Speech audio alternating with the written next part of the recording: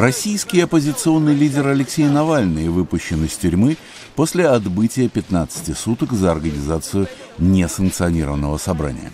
Навальный, жестокий критик Кремля, пообещал продолжить выступление против президента Владимира Путина. Я не ожидал, что здесь столько будет народу, если честно. По его словам, он собирается посетить могилу друга и товарища, оппозиционного лидера Бориса Немцова, застреленного недалеко от Кремля неделю назад. Меня поддерживает, и я знаю, что у вас, наверное, много вопросов относительно последних трагических событий. Национальная валюта Таджикистана, самони, продолжает снижаться. За последние 6 месяцев валюта упала по отношению к доллару приблизительно на 20%.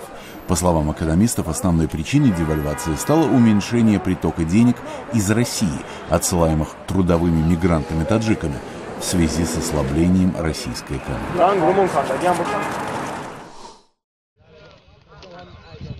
На иракско-сирийской границе находятся десятки арабских семей из Ирака, бежавших от сражений в Северную Сирию и желающих вернуться в Ирак.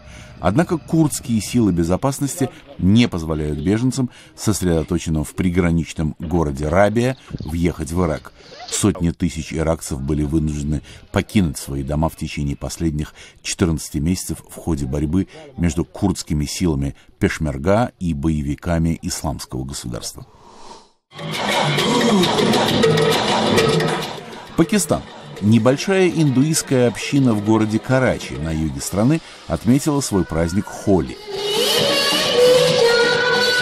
Холи известен как фестиваль разноцветия, поскольку индусы отмечают его, бросая в друзей и близких цветной порошок во время танцев и пения.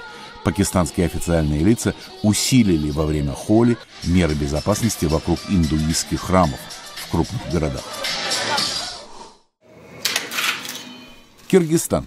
Фотовыставка о женщинах, сражавшихся в годы Второй мировой войны, открылась в Бишкеке. Экспозиция приурочена к 70-й годовщине окончания войны. Выставка, получившая поддержку Русского культурного центра, будет открыта до 12 апреля.